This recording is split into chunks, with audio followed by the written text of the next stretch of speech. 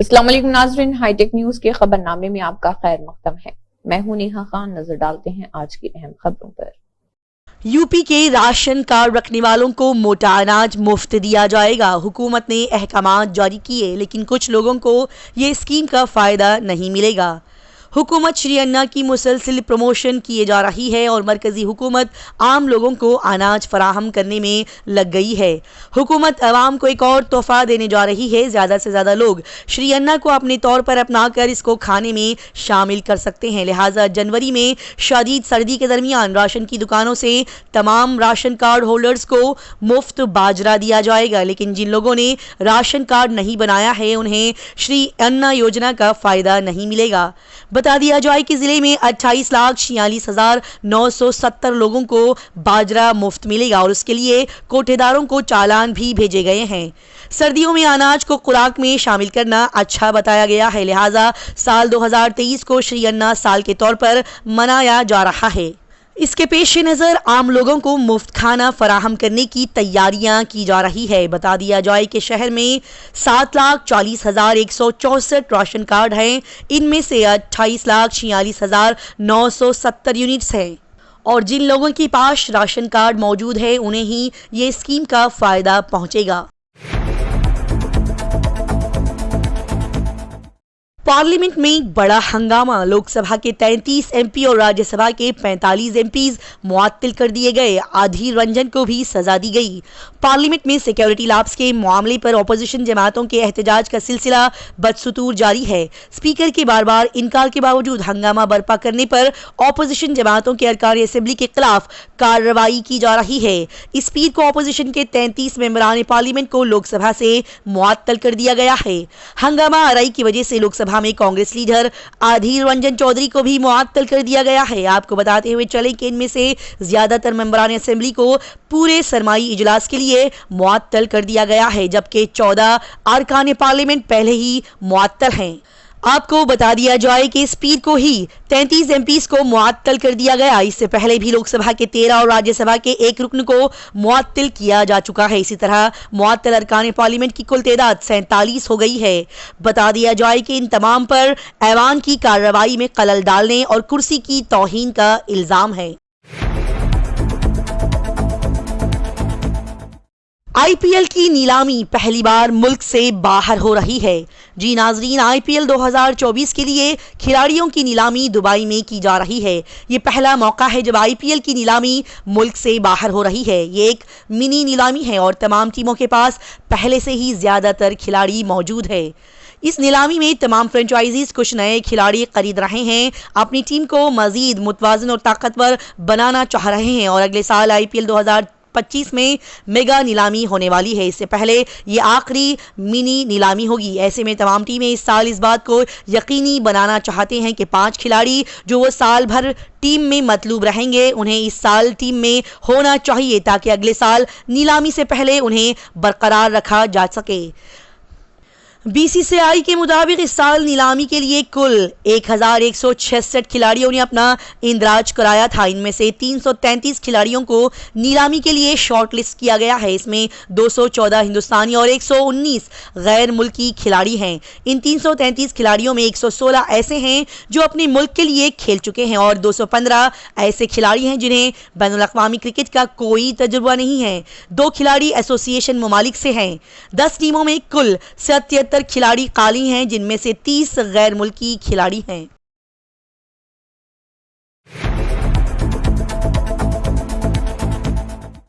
कोविड-19 cases में इजाफे के बाद मरकज ने किया अलर्ट।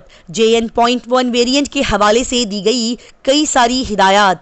मरकज ने हाल ही में रियासतों को एक एडवाइजरी जारी की है जिसमें कोविड-19 के मामलात में इजाफा और हिंदुस्तान में JN.1 वेरिएंट के पहले केस का पता चला है। रियासतों पर जोर दिया गया है कि वो कोविड की सूरत हाल पर मुसलसिल नजर रखें। बता दिया जाए कि रियासतों को बाकायदगी से जिलावार SARI और ILI केसों की रिपोर्ट और निगरानी करनी होगी। रियासतों को मशवरा दिया गया है कि वो मुनासिब जांच को यकीनी बनाएं, बशमूल बड़ी तादाद में RT-PCR टेस्ट ने जेनोम की तरतीब के लिए मुस्बत नमूने INSACOG लेबोरेटरियों को भेजने का मशवरा दिया गया। बता दिया जाए कि मुल्क में कोरोना के 260 नए केसेस दर्ज किए गए। स्पीड 18 दिसंबर को मरकजी वजारत सेहत के एदाद और शुमार के मुताबिक हिंदुस्तान में कोरोना वायरस के इन्फेक्शन के 260 नए केसेस दर्ज किए गए हैं, जबकि फ़ाल केसेस बढ़कर 1828 हो गए हैं। सुबह 8 बजे अपडेट किए गए एदाद शुमार के मुताबिक कोरोना से जान की बाजी हारने वालों की तादाद 5,33,317 बताई जा रही है। हिमाचल प्रदेश में जलजले के बड़े झटके और रियासत के कई अजला में जलजले के झटके महसूस किए गए। इस वक्त की बड़ी खबर हिमाचल प्रदेश से है। हिमाचल प्रदेश में जलजले के झटके महसूस किए गए और भी रियासत के कई हिस्सों में जलजले के झटके महसूस किए गए। मालूमात के मुताबिक ये झटके पीर की शाम 3:49 पर महसूस किए गए। ताहम जलजले की वजह से जानी या माली नुकसान की फिलहाल कोई खबर नहीं आई है। मिली हुई मालूमात के मुताबिक हिमाचल प्रदेश में जलजले के ये झटके मंडी और मनाली में ज्यादा महसूस किए गए। झटका महसूस होते ही लोग घरों और दफातर से बाहर निकल आए। लोगों ने सोशल मीडिया पर भी इस बात की इत्तला दी है। मंडी के एक शख्स ने लिखा है कि पूरा दफ्तर इस झटके की वजह से हिल गया और अब मंडी में भी जलजला आया है। मालूमात के मुताबिक जलजले का मरकज कारगिल था। साथ ही हिंदुस्तान के सबसे शुमाली सूबे में जलजला आया। कारगिल के मकीनों के घर भी लरस गए। 5.5 शिद्दत के जलजले के झटके यहां भी महसूस किए गए।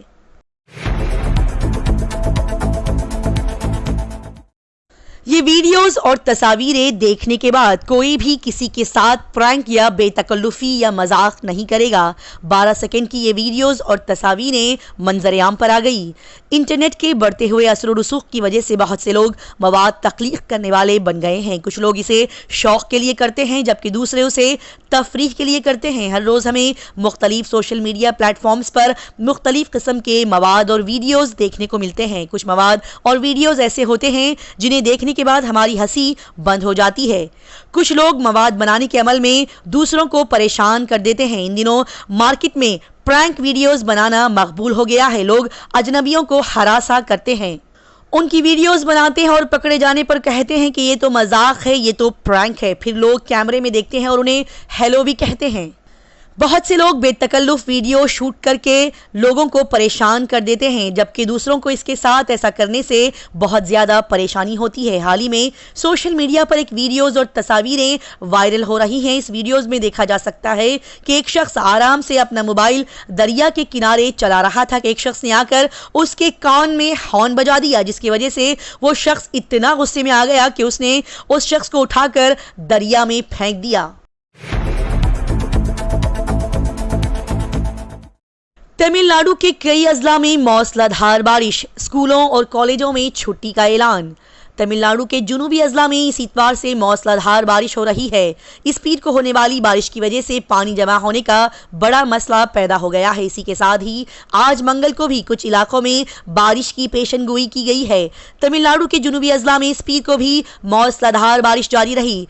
पालमकोटाई में 26 सेंटीमीटर और कन्याकुमारी में 17 सेंटीमीटर बारिश रिकॉर्ड की गई। दरियासना सैलाब से मुतासिर लोग तिरुनेलवेली जिले के एक शेल्टर कैंप में चले गए। शेल्टर होम के एक मंजर में लोगों को राशन के लिए कतार में खड़े देखा गया। बता दिया जाए कि तूतकोड़ी जिले के तालुका श्री वेंकटम में इस इतवार को 525 मिलीमीटर बारिश हुई। इलाके में मौसलाधार बारिश की पेशनगोई की गई है। इसी के अलावा तिरुचंदर, सथानुकुलम, कियाथा, रोटापेड्रम में भी शदीद बारिश की तवक्को है। इसी दौरान मकानात के नुकसान की कोई इत्तला नहीं मिली, बल्कि तूतकोड़ी में मौसलाधार बारिश की वजह से मवेशियों के नुकसान की इत्तला जरूर मिली है।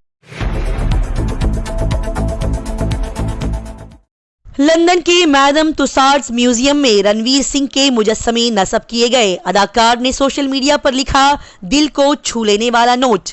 रणवीर सिंह का शुमार बॉलीवुड के बड़े सितारों में होता है। उन्होंने अपनी जबरदस्त अदाकारी से लोगों के दिलों में खास जगह बनाई है। हाल ही में उनके नाम के साथ एक खास कारनामा भी जुड़ गया। कई फिल्मी सितारों की तरह उनका मोमी मुजस्समा भी लंदन और सिंगापुर के मैडम तुसाद म्यूजियम में नस्ब किया गया। इस बात की जानकारी खुद अदाकार ने अपने सोशल मीडिया अकाउंट के जरिए दी है।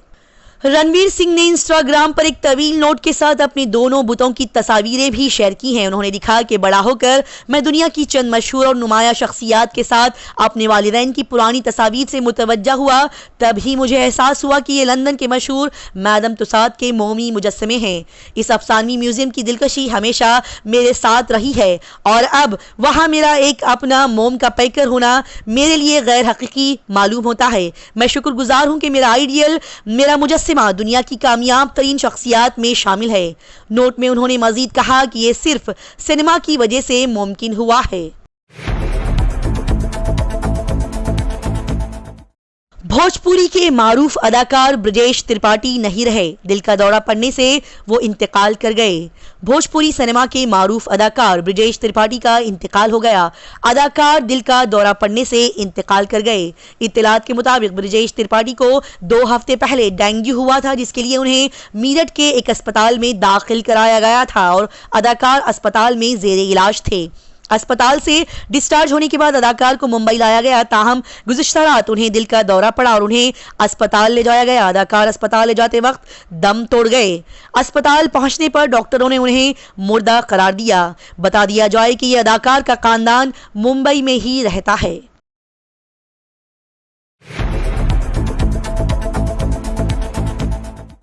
कांग्रेस ने डोनेट फॉर देश मुहिम शुरू की, लेकिन बीजेपी के पास पहले ही देश के लिए अतिया वेबसाइट मौजूद है।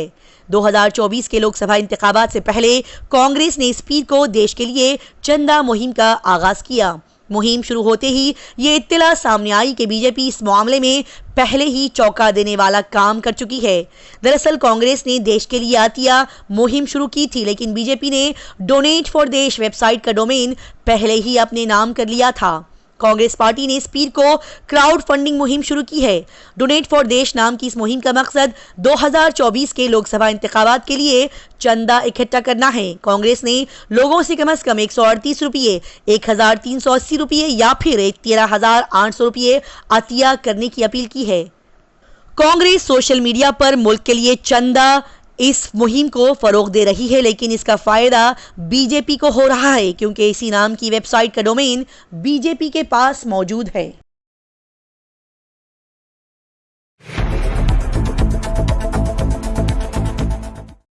एक ही खानदान के 4 अफराद ने जहर खा लिया। एक मामूली बात पर एक खौफनाक कदम उठाया गया। राजस्थान के नागौर में एक ही खानदान के 4 अफराद ने जहर खाकर खुदकुशी करने की कोशिश की है।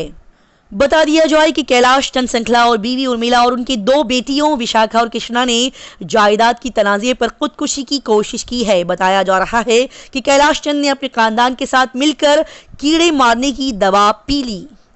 कैलाश चंद खानदानी जायदाद की तकसीम पर बात करने पर अपने भाई के घर गया हुआ था। वहां बढ़ते झगड़ों की वजह से कैलाश अपने घर वापस आया और अपने पूरे खानदान के साथ उसने खुदकुशी करने की कोशिश की, जिसके बाद मौके पर पहुंचे लोगों ने उन्हें अस्पताल पहुंचाया। इब्तिदाई इलाज के बाद उन्हें अजमेर रेफर किया गया।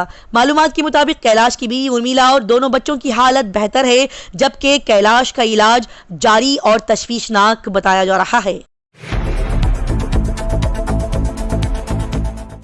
पाकिस्तान भर में इंटरनेट मुतासिर और बंद। क्या ये फैसला डॉन दाऊद इब्राहिम को जहर देने के बाद लिया गया?